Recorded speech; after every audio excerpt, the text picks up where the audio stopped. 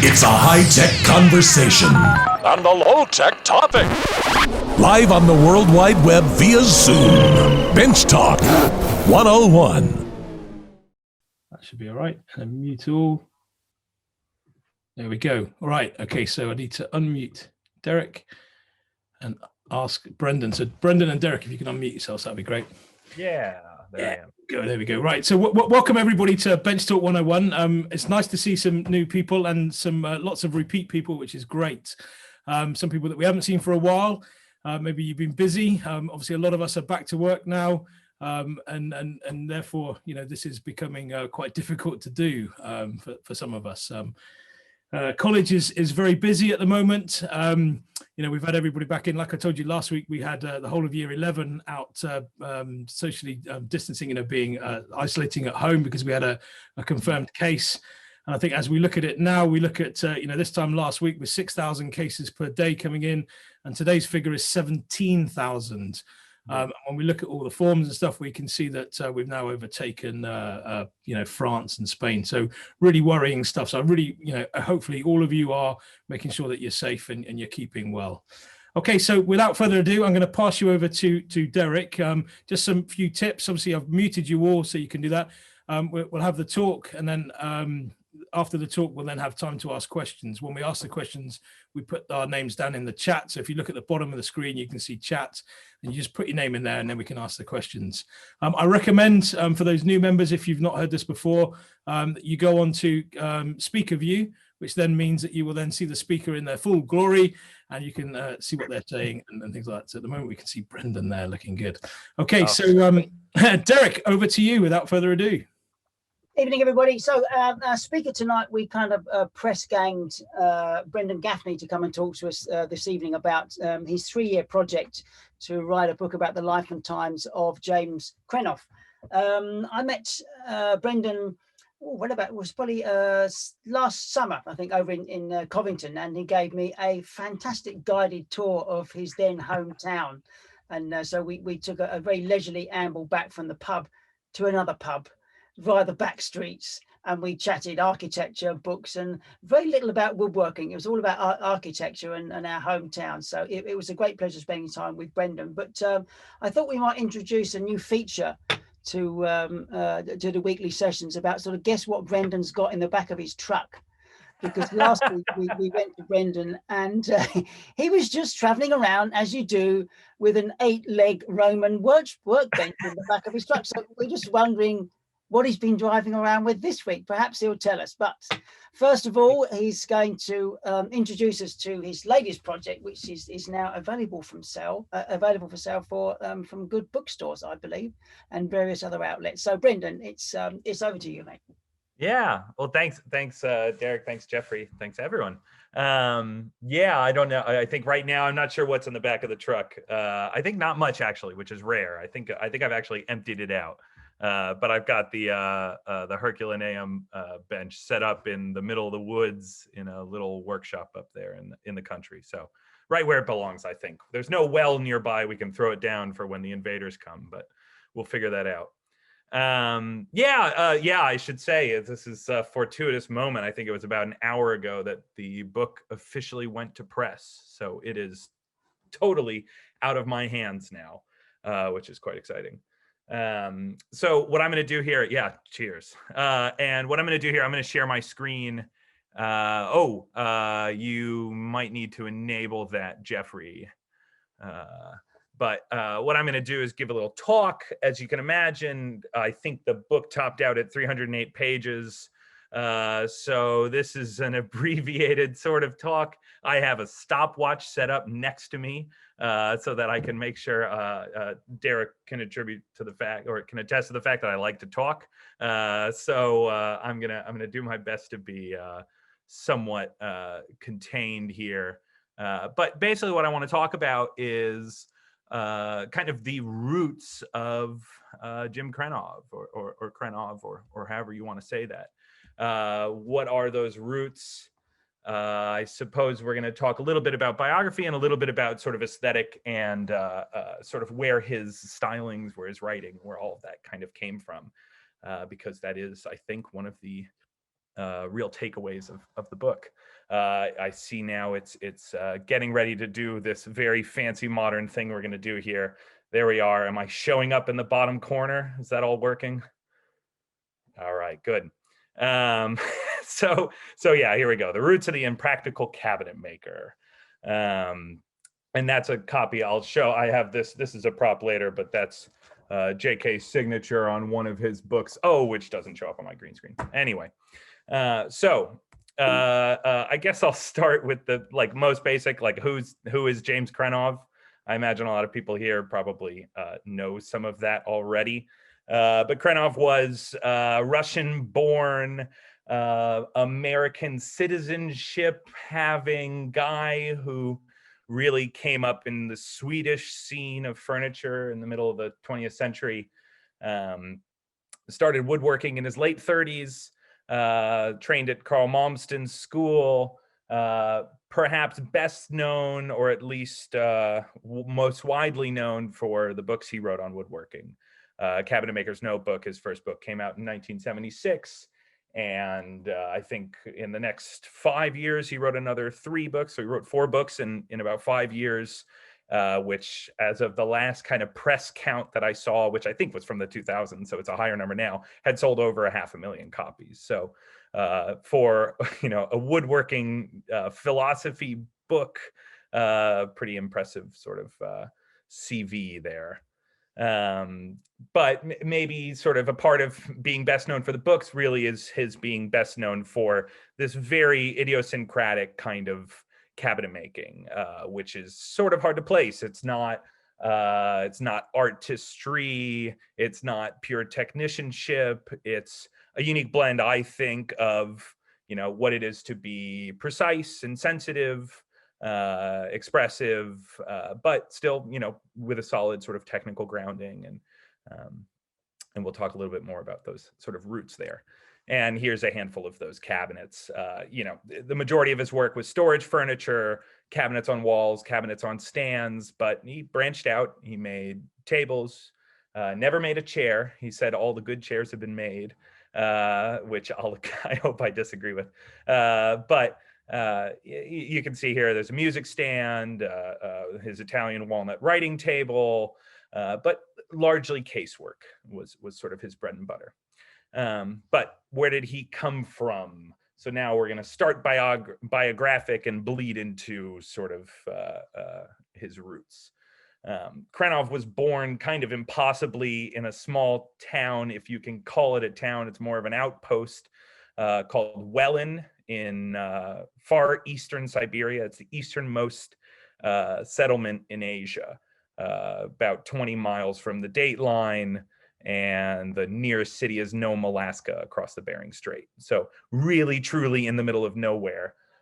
He came to be born there. Both of his parents were Russian nobles. His father's father was an architect. There are still buildings in St. Petersburg with his name on them.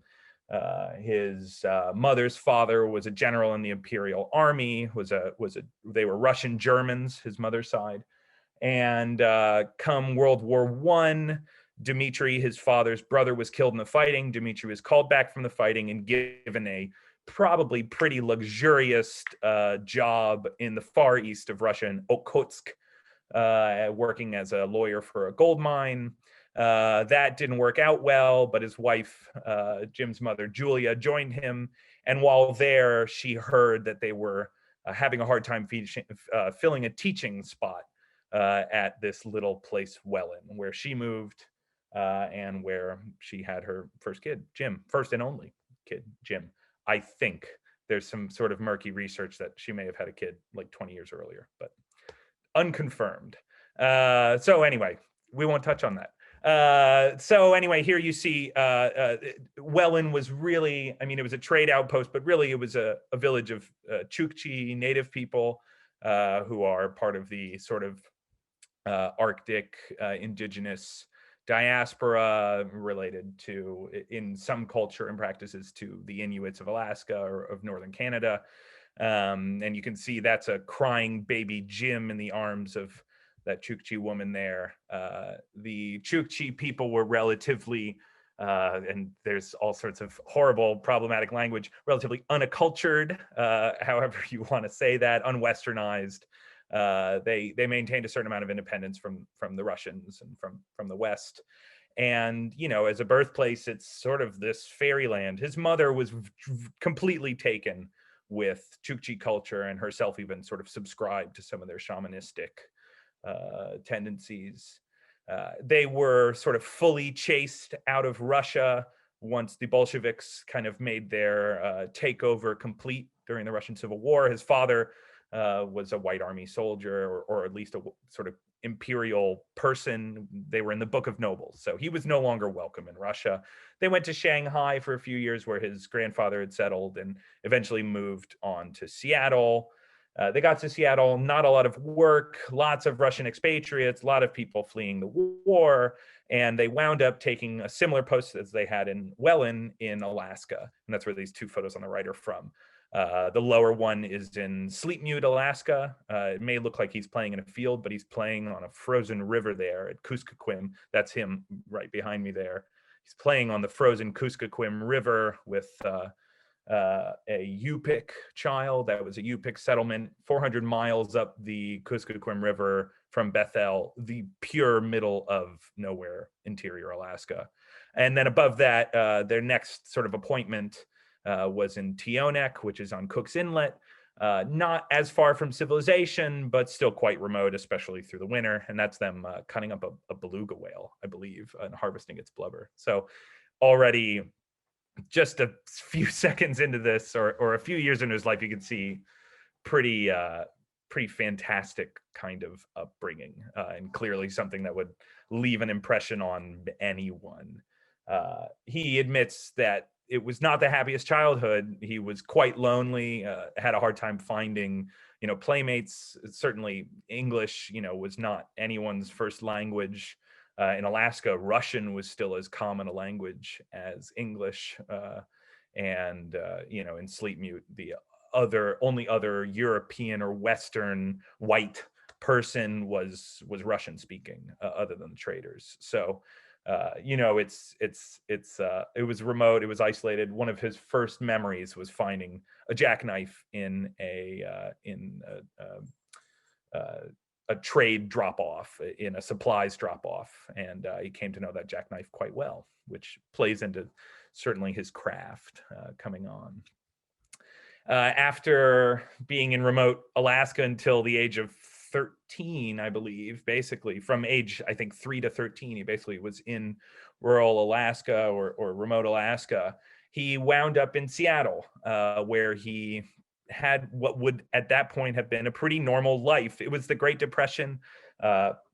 His father and mother separated. His mother worked for the WPA, but there was not much in the way of money or that kind of thing. So again, his, albeit a more regular childhood, now he was going to school, really for the first time, a formal schooling that wasn't just in his mother's sort of one-room schoolhouse for the children, for the indigenous children. But now, he went to public school in West Seattle High School, where I think he graduated, although he wasn't in the senior yearbook. He was only in the junior yearbook. So again, some things we can't know from that long ago. But and these are two great photos from that period of his life. The person on the left there is Captain Everett B. Coffin, who was the last captain of the steamship Tacoma, the fastest steamship in the world at one point, that ran a route from Seattle to Tacoma and the Puget Sound. But more importantly, at least to my story, or to Jim's story, he was an old man that lived down the street from Jim. Jim called him Cap. And he was this sort of salty dog captain figure that from a young age started giving Krenov lessons on boat building, on sailing, all these things. And the focus of Jim's teenage years and early 20s became boats, sailing in the Puget Sound, and working on boats. And here, this is great. This is him with a model boat he made as a part of a contest for the 1935 or 34 film Mutiny on the Bounty, which is this terrifically cheesy early movie that, you know, you should go watch. But he made this as a contest, won the contest. So you can tell, I mean, already his skill with a knife for tools is, you know, somewhere far past, you know, my ability to make little model boats. He won a bicycle, I think, for the contest, and I'd love to know where either that model or bicycle are, but I genuinely looked for him and I did not find them. So yeah, this is great. There's Jim, you know, as a high school junior, wearing his Letterman jacket for West Seattle High School, and just very funny considering who he became, that he was this real kind of like Guys and Dolls high school kid. And that's him in the middle sailing one of his boats on the Puget Sound. On the right, you can see the full boat. So he was making these boats himself. He and a couple of friends they lived on the shore in a neighborhood called Alki Point, which is really far west Seattle. At that point, it was more like almost like a Cape Cod, small little cottages on the ocean, pretty remote from central Seattle. And they had little basements that extended. They were all built on a slope, so all of them had exposed basements, and one of his friends had a sort of covered area in the back of their house where they started building boats. And clearly they got quite good. That's not a sort of toy boat there on the right. It's a pretty legitimate sailboat, I think. I'm impressed. Out of high school, again, I don't know that he graduated. I'm going to assume he had graduated. I just can neither confirm nor deny it. But out of high school, he started working in the boat industry around the ships. First at this place, Sunden de Evers, which was what he called a chandlery. Nowadays, chandlery means something a little different, not candles, but boats. At that point, it wasn't just a boat supply store, but it was actually, they were actively making the boat supplies, sailing sails, twining rope, you know, tarring, doing all of these very kind of old world boat practices. And Sunde Evers was around for something like 100 years, starting in the mid 1800s or something. Old kind of boat building work. And after Sunde Evers, he worked at Jensen Motorboat Company, which is where this image on the right is the ship Dorade, which was a famous racing sailboat. It was one of the boats that he saw while he worked at Jensen Motorboat Company. So here's if we're starting to look for nucleus of Jim's skills, of his way of approaching wood, certainly boat building, which he himself would attribute, quite often. This is where that really takes root in his life. After being in Seattle through the war, he worked as a Russian language interpreter at the Port of Seattle for the Lend-Lease program between the Americas, or between the United States and Russia as a part of the war effort. He left Seattle for Europe. He says it was for a sense of adventure.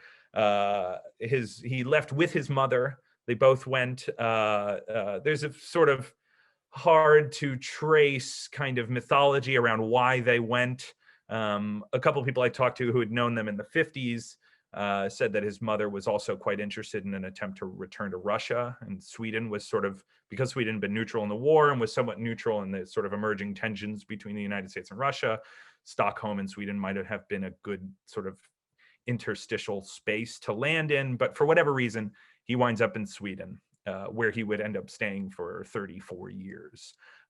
So at this point, he's 27. So he ended up staying there for more than half of his life by the time he left. Jim looked for various jobs. It's sort of hard to pin down what exactly they were, but certainly one of them that he talked about quite a bit was he basically worked in the factories. Not particularly pleasant work. He describes his coworkers as mostly people that had run from World War II, people who'd been injured in the fighting, Jewish escapees, all sorts of kind of elaborate, crazy stories from this very, very working class factory background. But Jim, again, didn't move to Europe to get a bad factory job. He moved there for the sense of adventure and for a continued pursuit of what he had really dedicated his life to in his 20s and eventually in his 30s, which was writing. He had an entire life before woodworking where he was a short story writer. And in the winters, he would work in the factories, and in the summers, he would basically quit his job knowing that he could get it back quite quickly. Sweden hadn't been touched by World War II, so their industrial system was quite built up and quite well established. So he could quit his job and knew he could get it back in the fall, and he would go adventuring around continental Europe and northern Sweden. And that's, so this is an article about a castle, I think, that he saw in France, I want to say, which was the same trip during which he met Brita, who he married in 1952. Shoot, now I'm doubting myself on dates. Anyway, met her soon after moving to Sweden. She became a very core figure, and we'll talk about that in a second. But after being in Sweden, doing this, sort of piecemeal work in the factories, trying to make a writing career, successfully publishing an entire book called Italian Journey, or Italienskresa, which was published in Swedish, which was a travelogue in 1955 of a trip of his from Italy. His Brita, I'll go back to this, Brita, who he married at this point, turned to him. She went and got her certification. She'd been working in a bank, and she got her certification to be a school teacher. And when she did so, she turned to sort of what Krenov would later say in his daughter's echo is, she sort of turned to Jim and said, "You've been working in the factories. I know it's not what you want to do. I know it's not what you sort of pictured for yourself. Go do what you're going to do." And so the story goes, he was walking down the street in Stockholm one day, and in the storefront of one of these sort of hip Stockholm stores, he sees the furniture of Carl Malmsten. And so Krenov enrolls. He basically shows up at the school that Malmsten had established, the Verkstadsskola in central Stockholm. He says he shows up there and basically doesn't leave until they let him in. He's an atypical student. This is 1957 when he enrolls, so he's 37 years old. The majority of his classmates are between 18 and 20. So he's sort of an old student, an odd student. He's English speaking, even by 1957. And, his daughter recalls that she would correct his Swedish quite a bit when she was growing up. So, his language skills aren't necessarily all there in Swedish. There's enough English and he knows enough Swedish to float around, but he gets into Malmsten school and really throws himself into woodworking. Recalling perhaps the sort of roots of knife work and self-sufficiency in Alaska, and certainly boat building and all of that. And so here he really evolves into the sort of early cabinet maker that his work shows. A little bit about Malmsten, because it's very important to understanding sort of Krenov's aesthetic and his roots. Malmsten, this is a great pamphlet that I bought and have around here somewhere for the Verkstadsskola that was published. I think this was published in 1945. So this is, the end of World War II. Sweden is still pumping out nice pamphlets about their cute little schools. And Malmsten Malmsten himself was quite at the point of Krenov's enrollment in the school in 1957, was basically at the pinnacle of Swedish craft and architecture and furniture. He was sort of the father of Swedish Swedish furniture at this point. There on the upper right is the Stadshusstolen, which was the piece that made Malmsten famous. As a very young man in his, I think, late 20s or early 30s, he won a contest to design the furniture for the Swedish State House.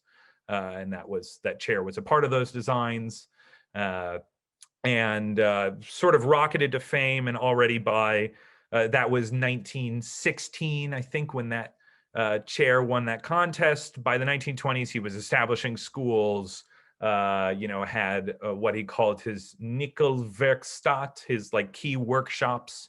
I hope no one here speaks Swedish, because I'm sure you're grinding your teeth. He had these key workshops, a number of workshops with whom he worked directly to design all of his furniture, and he would design them specifically for the workshops they were being manufactured in. So it would be, he would design, quite what would you call it? Not vernacular, pedestrian furniture, for lack of a better word, kitchen cabinets, this kind of thing that would be made at one factory. And then he'd be making things like this on the lower right, beautiful, really sort of graceful cabinets, things like that. And those would be produced at different workshops. There's a story about him designing a particular carved cabinet that he had designed not just for the specific workshop, but he knew they employed a certain carver whose work he had seen and admired on one of his trips, and he designed the cabinet to be made at that factory so that that guy could do that carving. So this very, very intimate relationship with the people in his employ. And Krenov is at this point graduates in 1959, so he's in school for 2 years. And here are basically the earliest examples that I know of his work. The thing that strikes me the most is these are Swedish.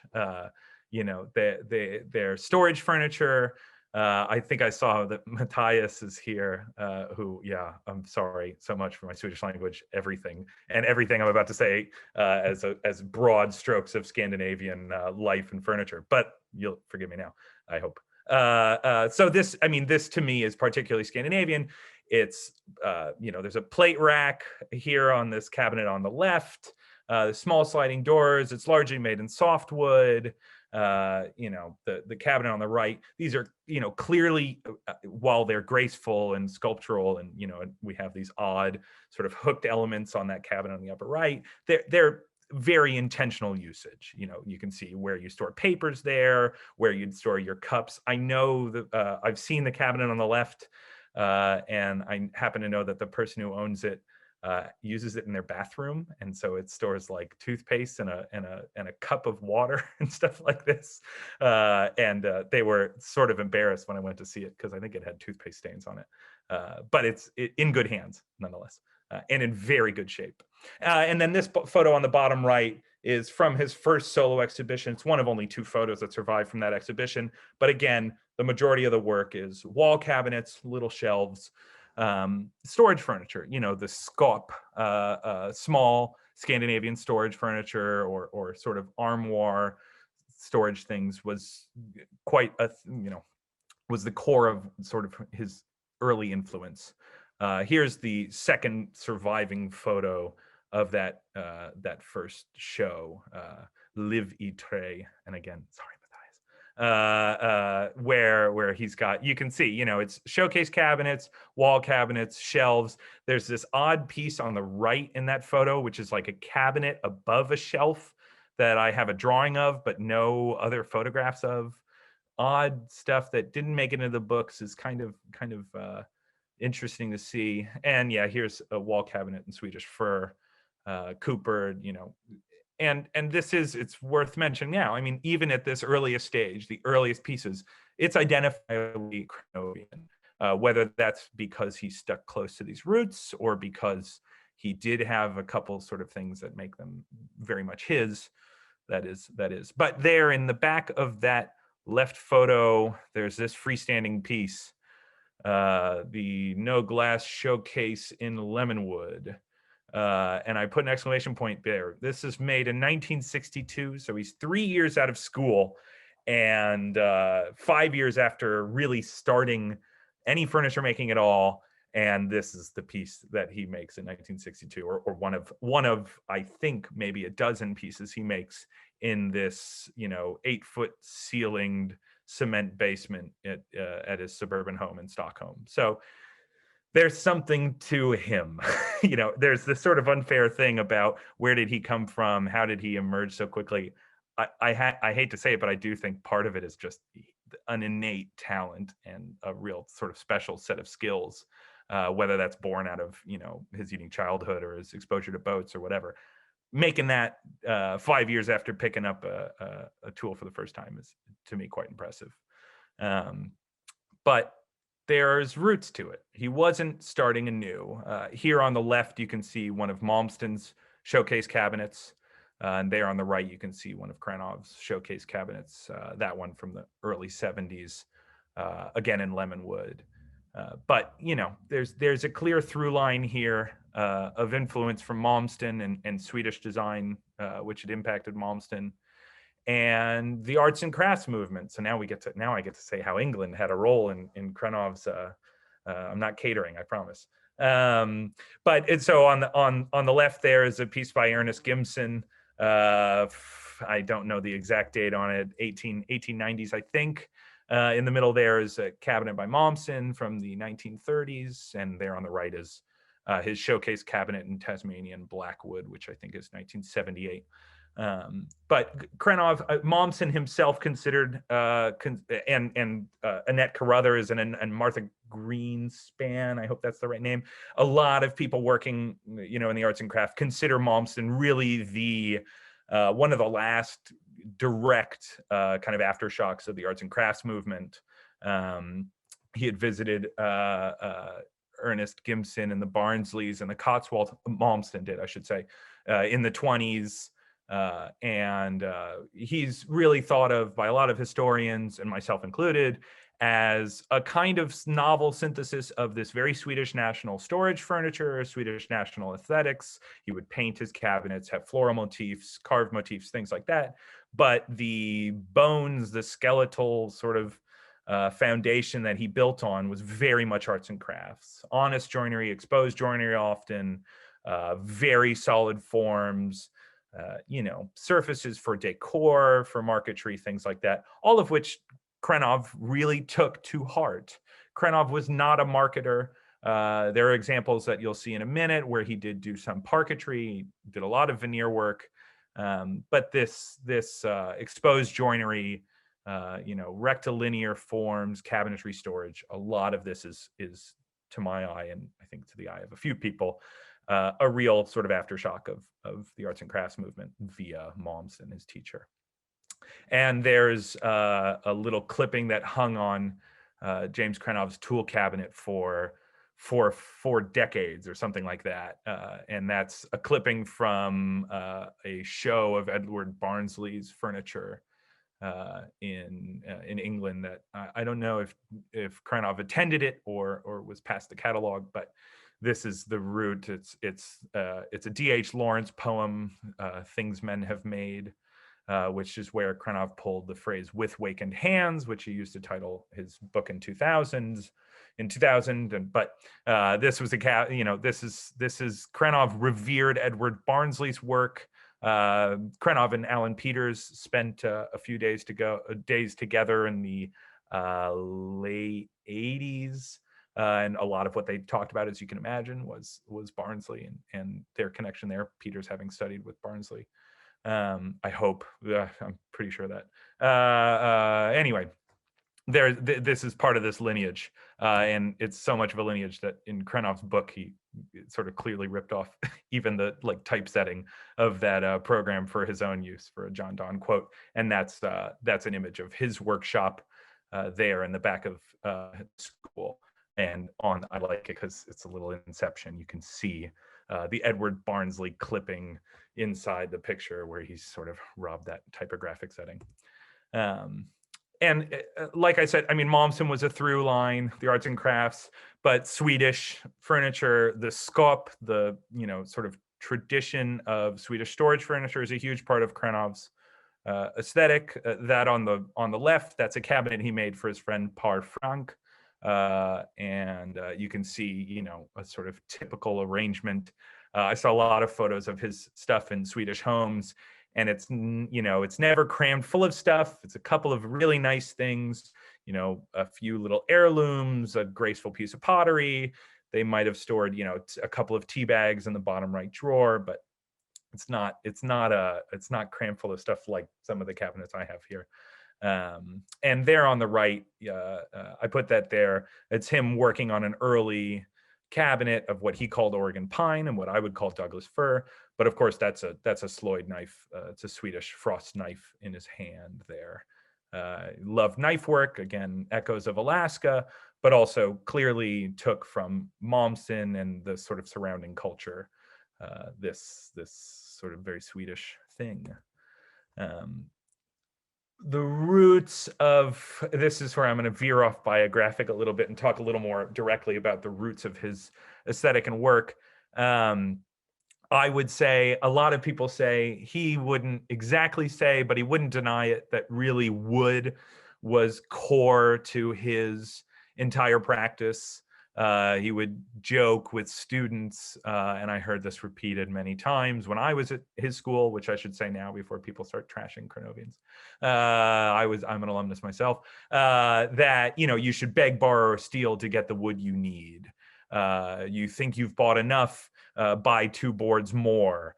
And he spent, you know, days and days and weeks of his life digging through piles like he is here at the bottom right, at every lumberyard he knew, looking for exotic, strange pieces of wood, things that, you know, in Europe at the time, even by the 70s, were fading in being common. Things like Brazilian rosewood, Andaman padauk rather than the African padauk, or and there you can see him storing that wood in his basement workshop. You know, he had a pretty spare workshop and not a huge number of machines or tools, but he always had, you know, planks drying and I mean, just incredible boards of wood.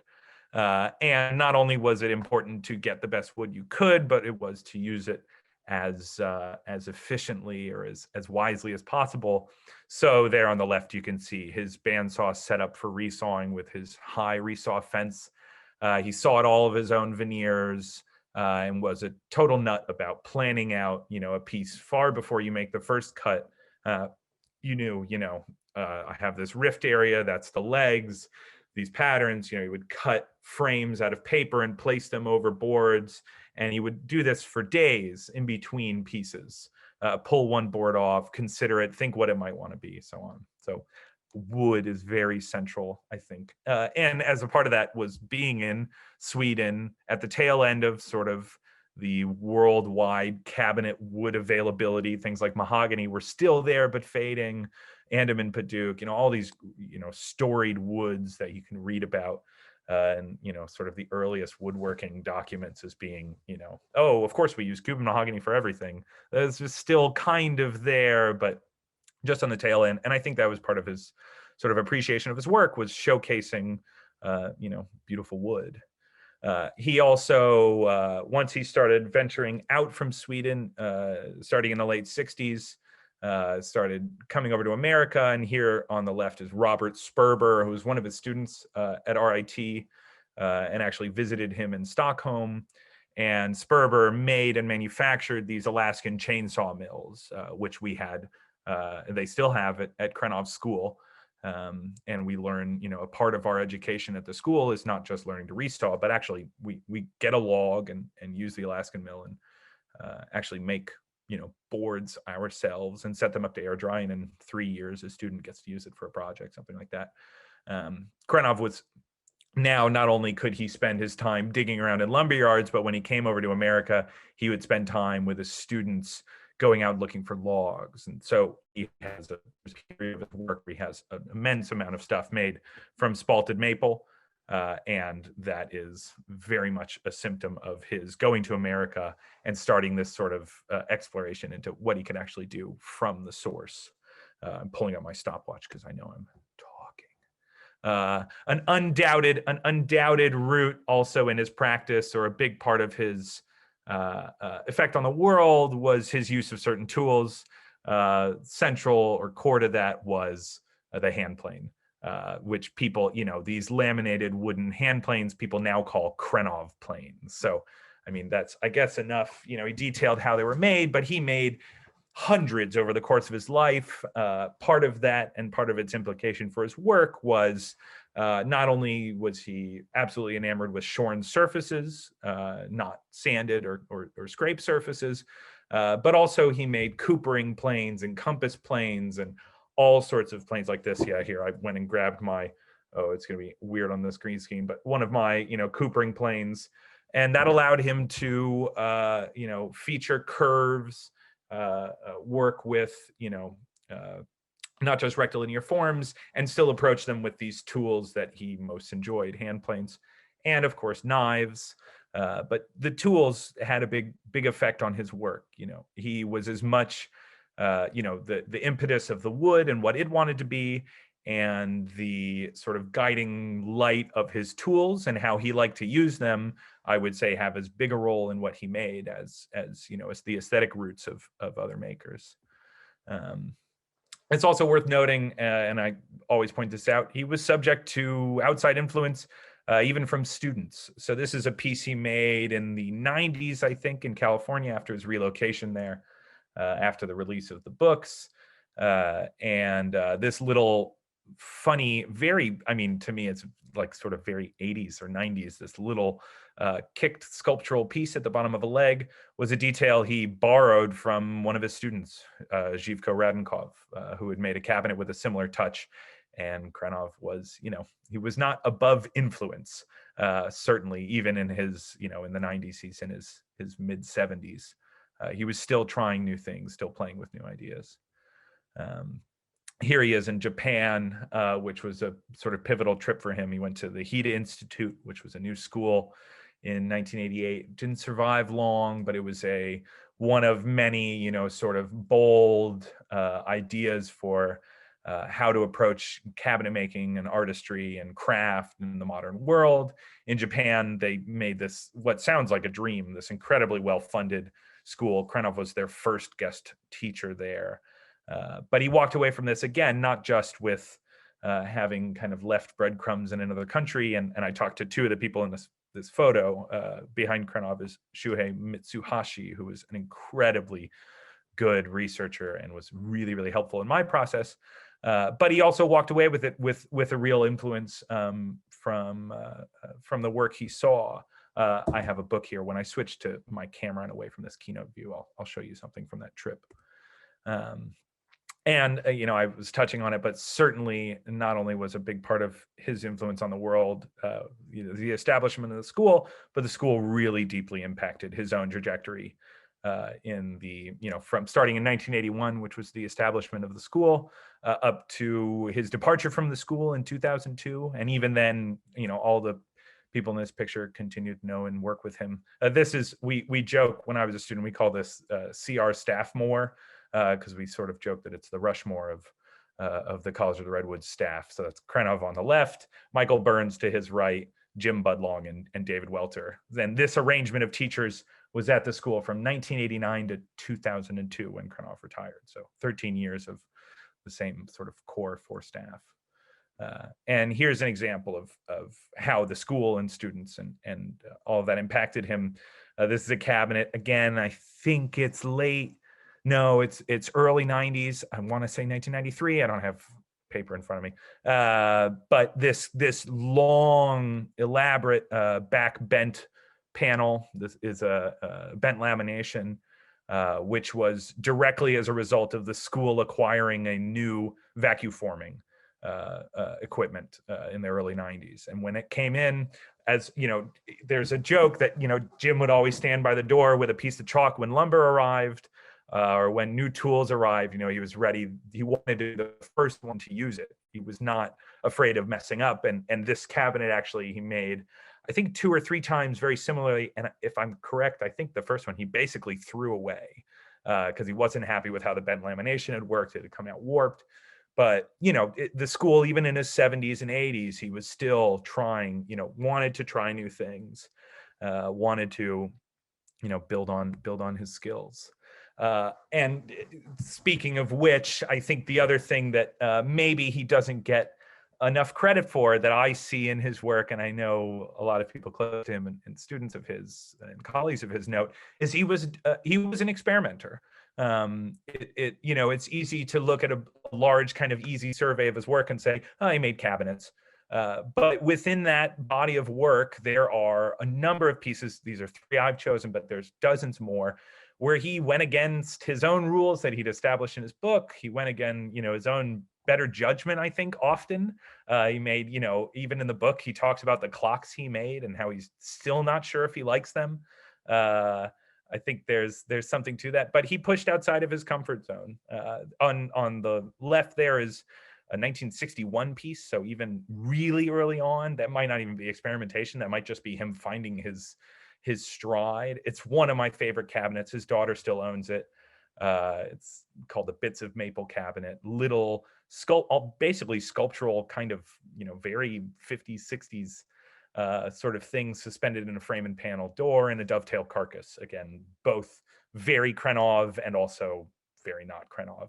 In the middle is this cabinet that I really didn't know before I started writing this book, but it just absolutely intrigues me more and more. It's he called it the inlaid spalt cabinet, and it's Quila, which has spalting in the sapwood, but inside the doors he routed and inlaid other little sections of spalted, I think maple, but I don't remember exactly. But he cut these little sections of spalt out and made this, very sort of painterly thing by inlaying these little sections of spalt. Again, he never did it again. He did it this one time, but I think it's a wonderful piece. And again, breaking his own convention. It's a dark cabinet on top of a light stand. It's a hickory stand, which is odd for his work.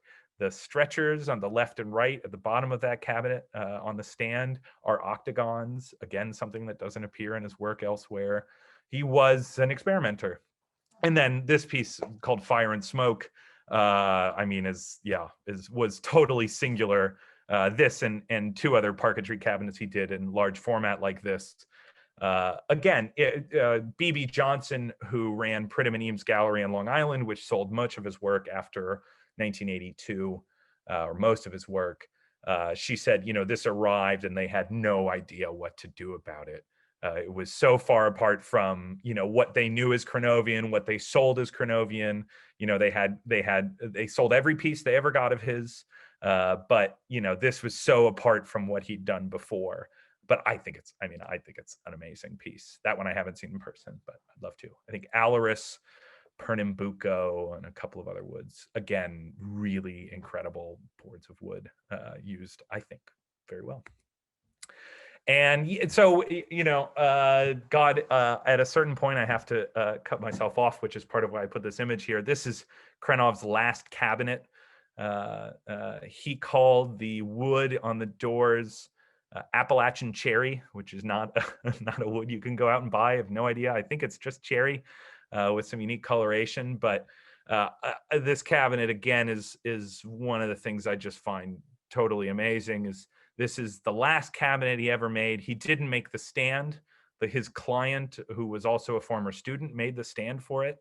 But even then, the door shows he's experimenting outside of book matching. His last cabinets did not use book matching, still veneered. The interior, he was going blind, or was basically blind at this point. So he couldn't cut the dovetails, but he sent the drawer fronts to the client and said, here's how I want you to lay them out. Here's pieces for them. I think it's pink ivory and bacote, Indian laurel, and boxwood, I think, something like that. And again, for someone who at this point was blind or close to blind and arthritic, and nearly deaf as well, it's really, really impressive. That's where I'm going to end it, mostly because I'm assuming that I've drummed up a good bunch of questions. I guess in summary, what I might say, the host has stopped my sharing. I don't know if I'm still up on screen. I think I am. In summary, I'll say that there's really not, examining any one person's life makes it immediately clear that they are not just a root and branches. They are an incredibly complex web of influence and co-influence and feedback around the world. But part of the exciting thing of getting this book out to the world and doing the research and all of that is seeing how people interpret a lot of what I present. It's a journalistic process. I'm not a speculator. The book is not, wild storytelling. So part of the excitement is to put some of this stuff out there and let people start building their own conclusions. So I think I'll end there, knowing that I could go on longer. Wow, Brendan, that's absolutely amazing. I could listen to you all day long. Absolutely amazing stuff. Well, you can trade spots with Jocelyn, my wife, because I know she's probably wants a rest.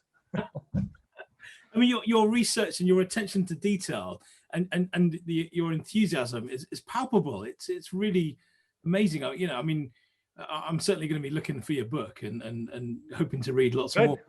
Absolutely. Yeah. Well, now go buy it. You can buy it now. That's what I'm supposed to say here, you know.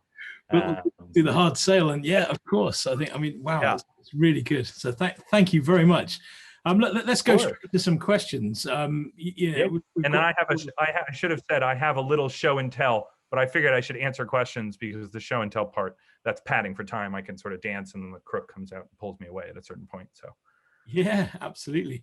So if you've got any questions, anybody, if you'd like to put your names in the chat, and then we can go straight off. So Chester's up first. So I have allowed you to unmute yourselves. So if you can just keep muted unless you're asking a question. So Chester, over to you. Hi, Brendan. That was just excellent, and I have to second Geoffrey's comment about you could have gone on for at least another hour, and I would have been fine. Oh, good. It was really well spoken and well researched. I have a pet peeve about Krenov, in that for the past 20 years I've seen people imitate his work, and in great galleries they charge really exorbitant prices for these pieces that, while they are well done, they're Krenovian. And it has always bothered me that people couldn't abstract themselves from their influence, I guess. Right. Although we see, absolutely, we see Malmsten's influence on Krenov. One question is about where we get your book and how we get it, and if it's possible to get it signed. I'd like a copy of your book. But that said, there is a typical thing with Krenovian furniture that I see repeated, and that is the separation between base and top.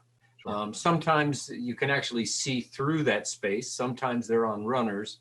Sometimes they're just inset into the legs, like the last piece that someone else had finished. Yeah.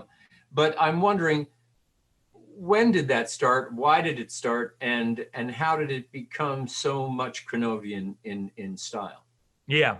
Well, yeah. So there's two things. So the first thing I'll touch on a little, well, actually the first thing I should say, lostartpress.com. I think Chris hasn't announced that it's on sale, because I think his idea is he lets people kind of organically find it to see if there's a problem, but it's been up there, I think, for a day, and I think there are no problems with ordering. So you can go now, lostartpress.com. Signed copies, I haven't even thought about. It's my sincere hope to do some kind of physical book tour, although I'm honestly enjoying doing stuff like this from home. So on his students and his influence, I think it's very easy to see his very deep impact on a few. There are students that come to mind whose work I enjoy tremendously, like Timothy Coleman comes to mind. A number of the people still at the school, people like Greg Smith, Eiler Horth West, made work that is absolutely Krenovian. But I will say he had as many students that people come to mind are like Brian Newell, Young Chan, who made stuff, who made stuff completely apart from anything he ever did. And he actually, funnily enough, if you talk to alumni, I talk to a lot of alumni, as you can imagine. Being one myself, that end of the research, I guess, started long before I even knew I was writing a book. They would say he didn't necessarily get along best with the students that most closely imitated his work. And people like Brian Newell or Young Chan, I think he had a better relationship with, if only because there was a different kind of back and forth he could have with those students. It was it wasn't them trying to do him. It was him helping them do themselves. And that was really good. I'll also say there were students who tried to make Sam Maloof chairs in his classes, and you can only imagine how that went. Yeah, I was going to bring up Sam Maloof as well, because there's so many imitators of his style and right. Yeah. Well. Yeah, and Maloof had was much I think generally kind about sharing how he did his thing, or was excited to have plans or have people do his work. Krenov saw so much of himself in his work, and I see so much of him in that work, that one, it's funny to see other people do things that are Krenovian, and also the word Krenovian, it's, to me, it's a know it when you see it. There are some things, and I won't call out names, that I've seen in magazines where people say, build a Krenov cabinet. And it's like, that is not a Krenov cabinet. So I don't necessarily define it as an aesthetic as much as an approach too. But can you talk a little bit about the division between the upper carcass and the lower? Yeah, I suspect so. I should run and go get a book. I'll do it. I'll do it in a second. But he made plenty of cabinets where they were not separate, solid-sided post and panel cabinets, cabinets on cabinets, not just cabinets on stands.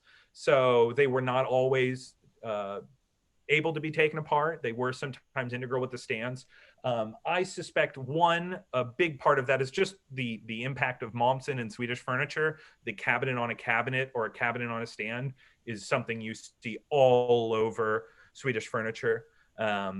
Also, it's hard to tell from those photos, but I think the tallest cabinet he ever made is like 6'2" or something, is 2 meters tall. So it was always small work. And I think part of the appeal of doing things in 2 pieces was he could send it to the gallery where it was being shown. He could move it himself. He never had helpers. He never had, even when he had students very early on that came to his Stockholm workshop, they did not work on his work. They worked in the other room on their own work, on exercises he gave them. He didn't really charge them for it. It was this funny sort of back and forth, but he very particularly did not want to work with anyone. And so I suspect part of this, and he was a smaller guy. I forget his exact height, but I mean, he was not 6'5" and able to make massive things, or, you see some of the stuff people like Gary Knox Bennett have made. And part of that is he's got the imposing power to do, big carvings, big work. And that was not, or Nakashima, who could make conference tables, had however many employees and equipment to handle it. He was working in an 8-foot ceilinged basement for almost the majority of his career, and certainly the first 20 years of his career, where he really sort of made himself. I think there's probably a bare convenience factor to them being able to be taken apart, and then there is the influence of stand cabinets and stuff that was very typical in Sweden and in Malmsten and the arts and crafts. Well, thank you very much. Really, really, really exceptional. Thank you very much. Go, great. Here, wait, I'm going to sneak away. I'll be back in 5 seconds. I'm going to get a book. I didn't mean, Geoffrey, to run your speaker off. He's done a runner now. What have you done? You scared him away, Chester. Come on. Chester, you're only meant to ask one question. You go on. It's all right. They're elongated. They seem to lead into each other. Had to go to my bookshelf. I should have had this nearby, but while the next person gets up here, I'll pull a couple examples here. Okay, so it's Richard Geoffrey, Arnold. You got to announce somebody. Yeah, no. Richard Arnold's up next. Okay, I'm going to put this aside there. Great. Hi there. Really enjoyed that. Thank you very much. Just wanted to ask, was Krenov strict about only ever using air-dried timber, or did he ever veer into kiln-dried timbers at all? Yeah, he has. He certainly did use kiln-dried timber at times, but he really didn't like it. Basically, is what I would say. You can read, I think, in A Cabinet Maker's Notebook and in Fine Art of Cabinet Making, he has these almost poetic discussions about what it is to work air-dried wood, how much how it's like a different material, it's still alive, it works better. He didn't do steam bending. He didn't do he didn't do some of the stuff that people boat builders especially really revere, green oak, or things that can be bent and used in that way. That wasn't the impetus for it, but he certainly preferred and strongly encouraged air-dried wood. I'm sure, especially once he came to America, once he was in, rural Northern California, I'm sure that he used kiln-dried wood at some point. But to this day, behind the school in California, there's a stack of, several flitched out logs. I mean, probably a dozen or two flitched out, Claro walnut logs or maple logs and things like that, that students pulled from, and he pulled from a lot of that stuff himself. Sort of, but mostly he only used air dried wood, I guess is the answer there. Thank you. Thank you. Sure. Lovely. Good. Next up is Stephen Prey.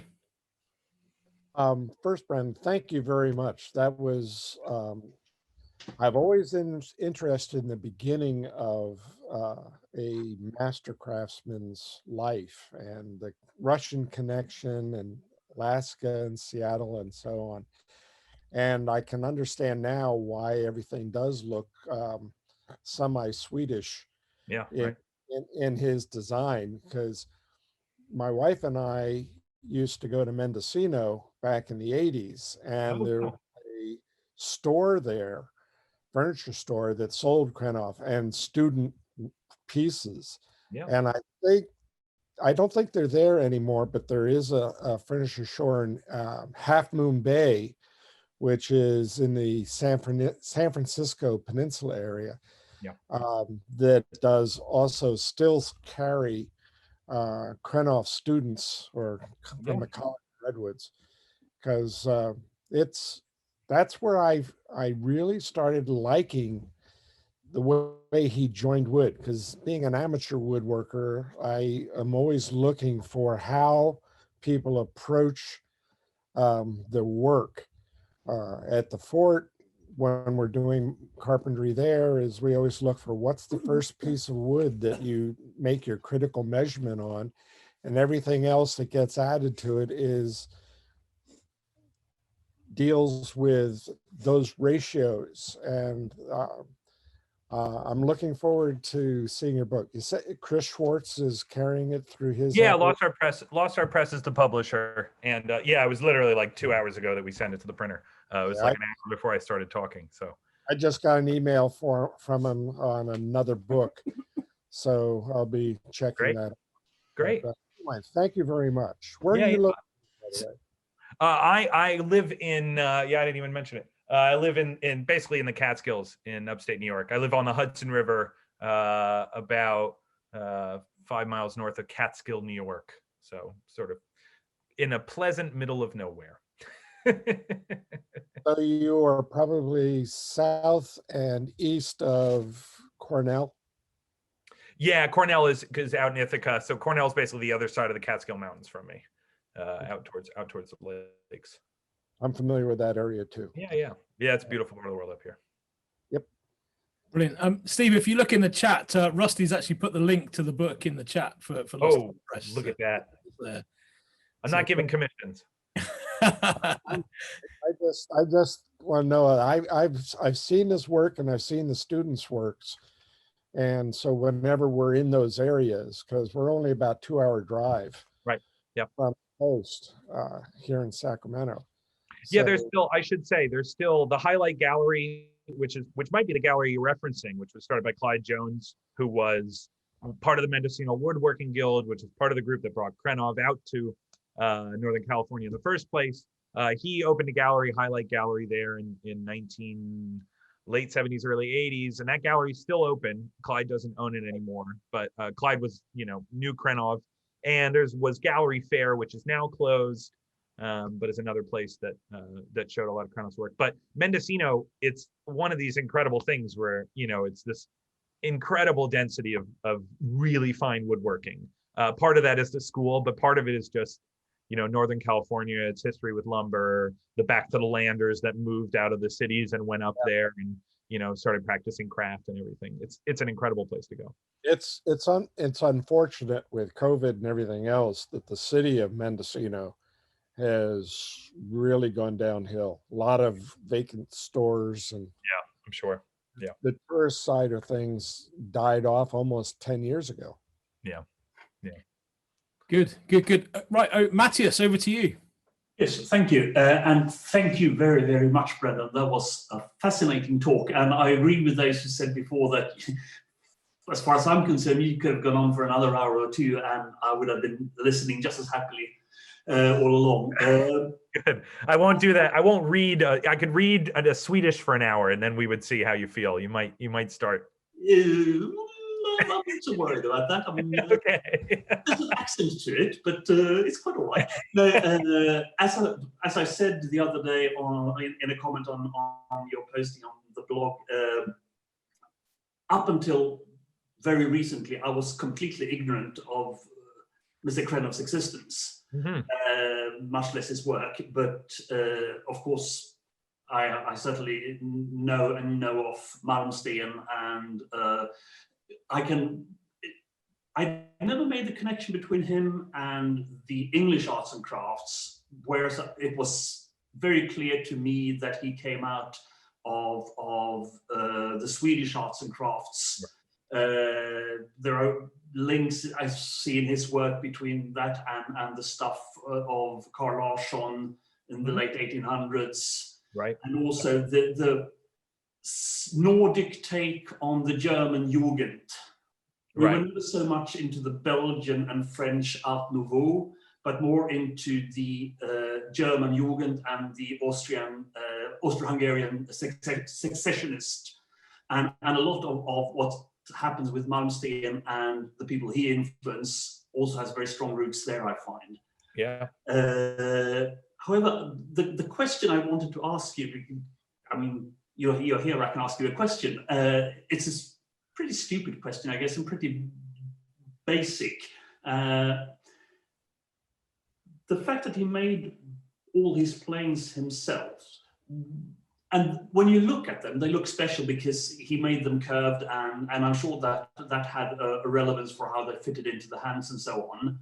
But the working bit of a plane, of course, is on the other side from where you have your hands. Right. And apart what you said about coopering planes and planes to create special shapes, when it came to the regular bench planes, as it were, how did they differ from standard wooden planes, or did they differ from standard wooden planes? Right. Yeah, well, so I think there's two things that define here. I have, well, I'll save I have the real treasure over there, but I've got mine here.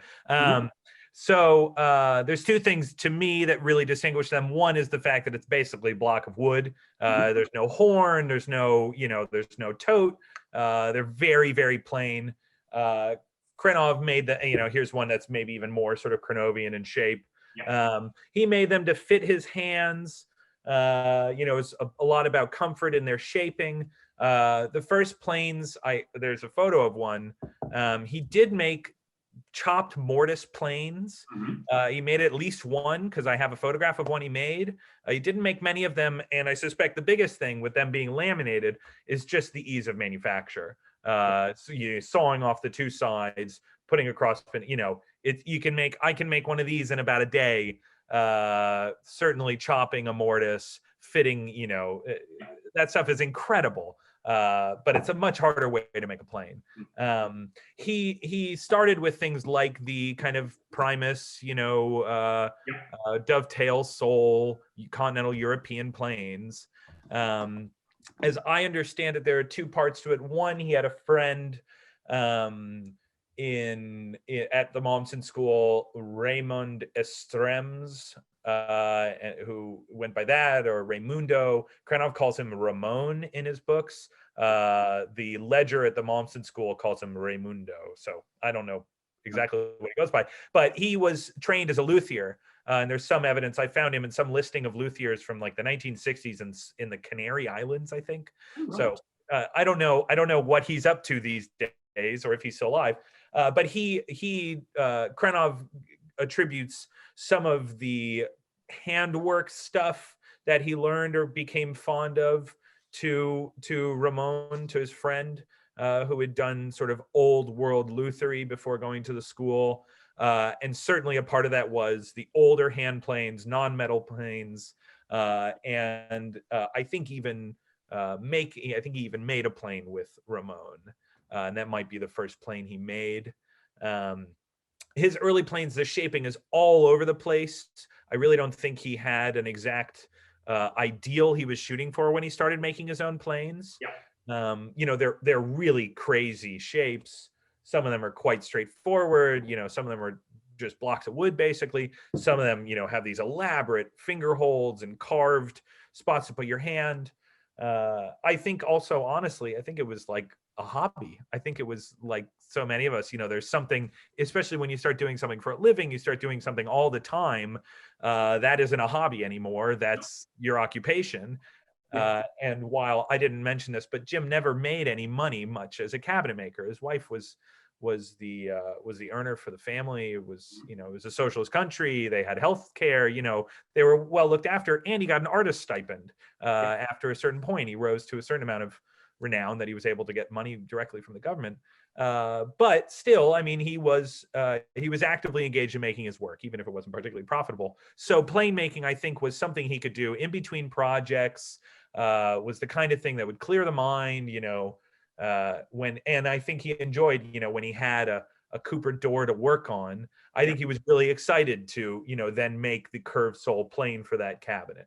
And there's fiddly bits. He didn't like working on large stuff. One of the reasons was he was obsessed with details. He loved making small things that were hard to notice.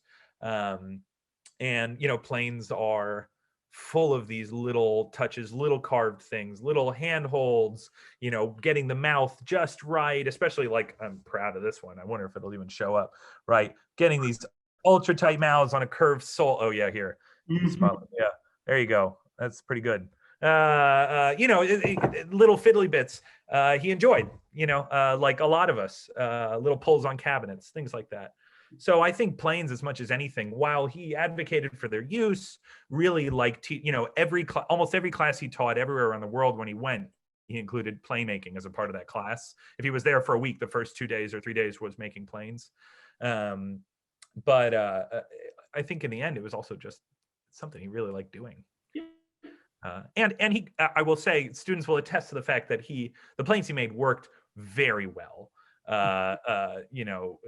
Students talk about like struggling with a piece, and they would call Jim over, and he would say, "Oh, just 1 second." He'd go and he'd say, "Okay, try this plane," and they'd say, "Oh, okay, but I'm getting tear out." Like, and he said, "No, just try that plane," and it would work fine. And and they would realize, "Oh, I need to sharpen more, or I need to make a better plane." Here, yeah, now, okay, that's as good a point as any to bring out my Krenov plane. So this was. I don't know if it's the last or the second to last plane that Krenov ever made. When David Welter went to clear out Jim's shop at the end of his life, or not the end of his life, but soon before the end of his life, there were 2 planes sitting on the bench that Jim never finished. And so it's great. It's still got his, sort of myopic Sharpie drawing, yes, where he meant to cut it away, and he's got newspaper left over from the last glue up, and I made the wedge for it because it had no wedge, and I wrote that I had found that I'd gotten this plane, and someone that had known, he got all his wood from Gilmer Woods, which is in the US. This is a big name. They supply all sorts of beautiful luthier wood and all sorts of beautiful stuff. They supplied him with all this mesquite, which he was obsessed with using for hand planes. I talked to a guy. He said, I bought mesquite from Gilmer the same year that Krenov probably made that plane. Do you want a piece of it? So he sent me a piece of wood so that I could use the same wood to make the wedge that likely, maybe the same tree, I'd like to tell myself. But there's my little treasure. But again, totally blind making these. He had to string a rope with white cloth between the back door of his house and the front door of his shop, which was behind the house, so that he could get there. And he would have people over towards the end of his life, and he'd demonstrate how he was shaping these on the bandsaw. And he would put his left hand on the table of the bandsaw and move it slowly towards the blade until he could feel the wind of the blade. And then he would leave that hand there and move the plane to cut these. And, so this whole thing is bandsaw, including, these crazy angled cuts where he's feeding it through, it's like many visitors later in his life in like 2006, 2007, talk about, having their phone in their pocket, their cell phone with 911 dialed but not sent. Waiting for him to cut his finger off or do something like that, which he never did. He never injured himself even once he was, totally blind, basically doing this woodworking. Wow. That was Couple more questions then. I'll shut up. Thank you, Matthias, I should say. Thank you so much. Rusty's up next. Hey, thank you so much for the talk. I have two questions. One is small and one is maybe bigger. So the first one is, what name was he born with? I doubt it was Jim. Yeah, no, it was not Jim. So he was born with a name. So Russian uses a patrilineal naming system. I'm saying this to you. I was born in Russia and grew up in Russia. So he was Dmitry Dmitrievich Krenov. So his father was Dmitry, so he's Dmitrovich, and he was given the name Dmitry as a first name. There's no obvious reason why he was called Jim, but the same reason I'm called Rusty. Right. Well, so the best argument I heard was this. Shuhei Mitsuhashi, the Japanese student who was one of those images, who was himself an incredible researcher. He translated Cabinet Maker's Notebook himself for a Japanese audience in the 2000s, not that long ago. He came up with this theory, and it's not journalistic. It's like pure speculation, but it's as good as one that I've heard, which is that one of the nicknames for Dmitry is Dima. And Dima, certainly if he'd gone, he was living among Chukchi people and indigenous Alaskans, Dima could easily have just been Jim, and there you get Jim. And then once he moves back to Seattle and he has to write his name down on a piece of paper, if he's writing Jim, well, he might as well just be James.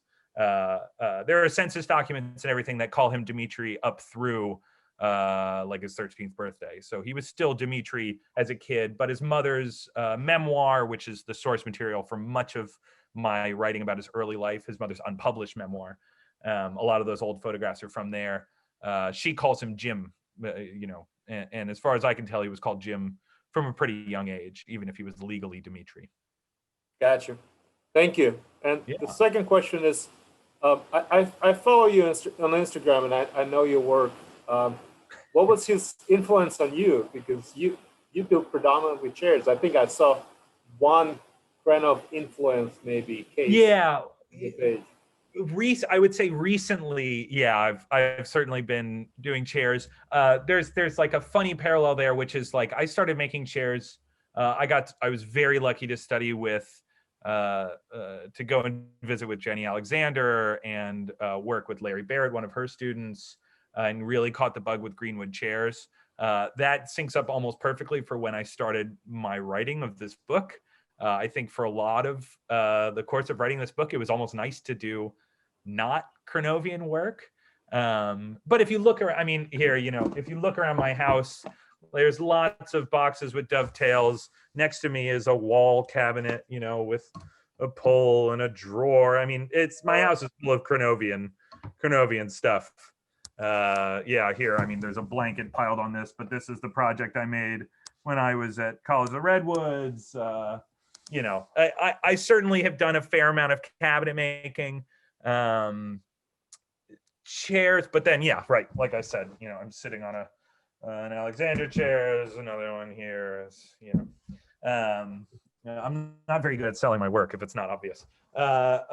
So I would say there's two things to that. One, he didn't really influence my chairs. The chairs are from a different stream. Certainly his language and his words. My father had his book growing up. I encountered Krenov without thinking, oh, Krenov, but it was one of the books on the bookshelf. I certainly saw it when I was a kid. My father was a amateur cabinet maker, hobbyist. And it certainly is part of what drew me into cabinet making. The school was where I got to learn from my father quite a bit in a more sort of production, plywood, home built-in kind of woodworking from my father. But, I learned the fine stuff for the most part from the Krenov school. But also, there's a through line in material usage, material knowledge, reverence for wood. I'm not looking, when I'm going out for chairs, I'm not looking for spalted, burly, nutty, I'm looking for the total opposite. But there is a reverence from wood that, it gets built up on. That is certainly a big part of, Krenov's thing. So, reverence for materials. And, he was going in the woods at one point with Bob Sperber and Joe Tracy at RIT and picking logs and sawing them the same way that I go out to the woods here and, you know, cut down and start from the log for the chairs I make. So, you know, he did start from the log sometimes, just not splitting, you know. So there's something to that, I'm sure. But this really resonates because I'm building my first case, my tool chest, and all I can think about is building more chairs. But I told myself I cannot build any more chairs until I'm done with this tool case. Yeah, right. I mean, there are things I do. I have a block plane near me when I make chairs. Like it's unavoidable. I am addicted to planes. So, you know, there is certainly a Krenovian spoke shaves. And spoke shaves, right? Yeah, draw knives, and I mean, I like nice tools. But I mean, there's still aspects of my work that is cabinet makery. One of my friends, Tim Manny, who's a chair maker, sort of uses a slur. He calls me a flat worker, which is true. I am a flat worker at heart. I am a cabinet maker, you know, way deep down. Lovely. Thank you. Lovely. Yeah. Okay. Last question up then is Andy Tuckwell. Okay. Hi, Brendan. Thank you. You've touched on this a little bit, but I'd just like to ask a bit about where the work of somebody like Krenov fits into the marketplace and how he managed this difficult thing of selling work to people who didn't necessarily go out thinking, oh, I must buy a little cabinet on a stand because that's exactly what I need. Right. And you know, to what extent did the customers influence what he made because he was making things that people would want to buy, or did he manage to educate a public to want the things that he was making? Yeah. So if you look at, so I have some photographs, not of Krenov's work, but of galleries in the early 1960s, you know, handwork galleries that were in and around Stockholm. And there's plenty of storage furniture. I mean, there are cabinets and shelves and little things like that. So in that, you know, his earliest work really does fit into the context of his contemporary scene. But certainly once he reached a certain level of renown, which I have a blog post, I think, going up next week, which kind of talks about how he came up in the world in Sweden, and then how he sort of, like, you know, to Sweden thought he disappeared. Swedish people basically think he disappeared in 1981 when he moved, whereas Americans don't even know that he existed before 1976. So there's an interesting thing there. But he was quite, he had solo exhibitions. He was featured at museums. He was asked to do presentations at museums. He became this sort of sharp critic of Swedish craft, wrote for Form magazine, which is the Svenska Slöjdföreningen. Sorry, Matthias. It's the like Swedish Craft Association or Industrial Design Association's magazine. He was out there in person. Yeah, I mean, he was not a household name. He wasn't Malmsten, but he was in demand. His work was well known. The truth of the economic side is that he never made very much money for it, and he didn't change the price for a cabinet on a stand between 1965 and 2008. He basically sold his work. Since, isn't it? Right. I mean, and that's counting inflation. There's a piece of his that was in the handwork lottery, which was this public sort of almost subsidized way of purchasing craftspeople's work and auctioning it to the public, that Sweden did in the 60s, or I think they still do it, or did until very recently. The value of one of his cabinets in that piece from the like late 60s, early 70s was like $5,000. The equivalent of today's $5,000. And the last cabinets he sold at the peak of his, you know, renown in America were about $5,000. He got a little more, a little less over the years. Sometimes he basically gave them away if someone expressed an interest. Sometimes, but you know, they were getting shipped to galleries on the East Coast, where they would double the price and keep half, you know, do a 50% commission. But he made, you know, for most of his life, from 1978 or so on, he only made about 4 pieces a year, at the school 3. And certainly, you know, 3 times 5,000 is not a living. He was always supported by his wife, who was really the major breadwinner of the family. He was supported in Sweden by the artist stipend. When they moved to America, Brita, who was an economics teacher and quite good with money, never became an American citizen and continued to collect a Swedish pension, which certainly helped support them. He had the books, which was a large part of his income, certainly for a number of years, and he had his teaching job. He was not a professional, which he was very proud of. He did not think, that being an amateur was not making a living off of your work was anything to be ashamed of. I think he sort of says at one point, whether it's a real quote or whether it's him attributing a quote to an authority and making it up himself, but he said, so-and-so thinks that the best work of the 20th century will be done by an amateur. Was something he said to I think Oscar Fitzgerald in an interview. So, it wasn't money making. No, I think that's probably true across all sorts of areas. Right. Painters, writers, musicians, where the number of people who are really being paid significant amounts for their own work because of who they are is tiny compared to the total number of people who are putting work out there but getting it subsidized by partners, by teaching, whatever. I think you're right, Andy. I mean, it's about the love of it, the love of doing it. And I think you need people to support people that have these skills, and anybody that can support people, people that are plane making or saw making, if we can support them wherever, I think we all need to try and do that to keep it going. Andy, I'm going to just put you on spotlight because I'm just looking behind you. That's an awful lot of planes you've got there. No, they're all different. They're all. I mean, carefully selected. I'm going to bully you now, and I'm going to say, Andy, are you going to talk to us next week? I mean, I'm looking at all these planes. Are they a help or are they a hindrance? Or are you a collector or are you a maker? A question that takes a while to answer. So, I'm a amateur woodworker that's bought more planes than many. But I'll pull some off the shelves and out of the boxes and explain some differences and how it comes to be like that. And I won't pan around the room either. That's carefully arranged, that view. Brilliant. Well, so next week then we've got Andy Tuckwell that will give us a talk on planes and hindrance and hoarding. And I didn't mean to say hoarding, sorry. Oh, gosh. No. Oh no, I'm in trouble now, aren't I? Getting a proper selection available.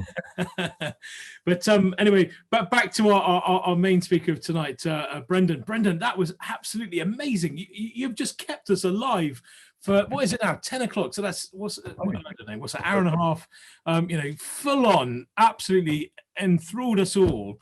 And your passion, you say that, you're not influenced by him with your work, but you're obviously influenced with him by your life and your dedication to his history. So, I mean, absolutely in awe of your research that you've done over him.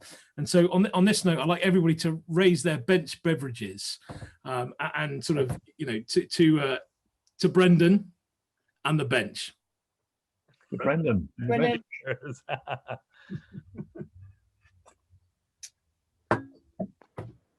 It's a high-tech conversation on the low-tech topic. Live on the World Wide Web via Zoom. Bench Talk 101.